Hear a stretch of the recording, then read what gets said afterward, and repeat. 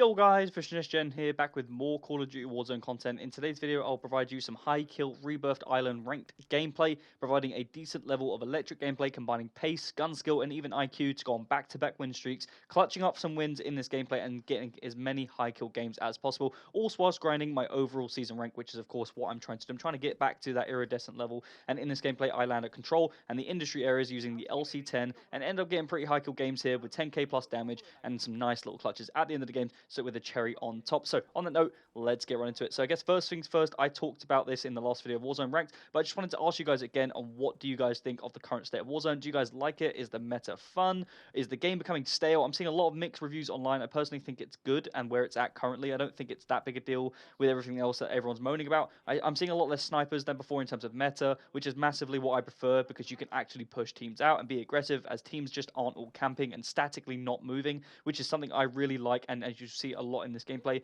And all around, I think since Ranked has come out, the casual experience of normal resurgence has definitely become a lot less cheater friendly, or more cheater friendly, and there's just less of them in general that I've found. Now, I've been playing in Crimson lobbies. I haven't actually got back to the iridescent level yet. I still think that that is massively due to playing time. I've been playing a lot of Marvel Rivals. If you guys weren't aware, I produce Marvel Rivals content on the channel, and that is where I've been sort of effectively been maining my time and grinding that game out. But as well as that, I also create zombies content as well, which is also just taking up a lot of time. So trying to find time to sort of get to that iridescent level is what I find as the problem right now. But I have really been enjoying it, and for the most part, the Crimson lobbies haven't really shown much of a difference in particular from like the likes of Diamond and so on. So it's where I'm currently at. I'm trying to get back to the iridescent level, and I guess that's where we'll see or sort of find out what this sort of cheating situation is like and whether it's rife or whether it's okay and become a more tame. Because for the most part, like I said, in my experience so far, we've only sort of found a couple. It's really blatant at times, but for the most part, I haven't really found that many, which is a great feeling and nice to see that something is being done about it. But like I said, at the highest level in the top 250s or even iridescent, I'm sure that is definitely more of a problem. Now, for the most part in this season,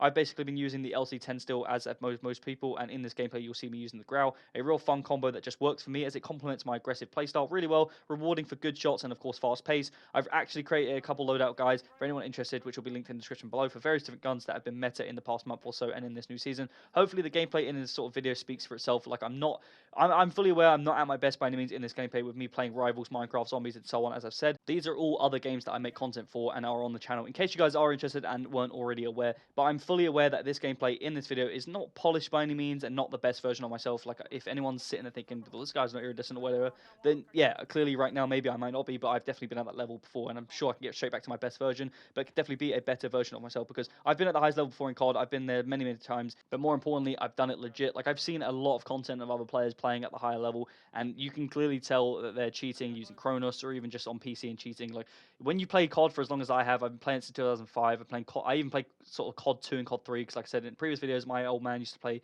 games back in the day, so I had access and was fortunate enough to have these games at an early age. But like back then, I was there from the start playing COD 4 multiplayer, so I know when people just aren't legit. You can just tell, and I'm not talking about when someone shits on you or anything like that, and you think, oh, that guy's cheating or sus, and really he just got the better of you. No, nothing like that. I'm on about when people are actually cheating. You see some of the content put out there these days, and you just know for a fact that some of these they're either cheating with like aim lock or walls or whatever it may be, or if they're not doing that, they're two boxing or they're getting bot lobbies and so on. Obviously at ranked it's different, so of course the content will be completely different from the likes of a casual experience where you can actually use bot lobbies and so on. But what I'm saying is for the most part this content is legit, and what I'm trying to get at is hopefully there'll be some better content and some improved content in due time when I get to that highest level and sort of play the game for a bit longer. But as it stands, this is currently the level I'm at, and this is what I've really been doing and sort of enjoying. But for the most part, there's no false premise in this gameplay. I'm fully aware that I should be dropping high kill numbers in these lobbies. For the most part, if I'm sort of proclaiming myself to be an Eerie lobby player, then I should be able to drop 20 pluses in sort of these lobbies that I'm playing at, which is exactly what I'm doing, producing high kill gameplay and having a blast and dropping high sort of kill games and running these teams down on my own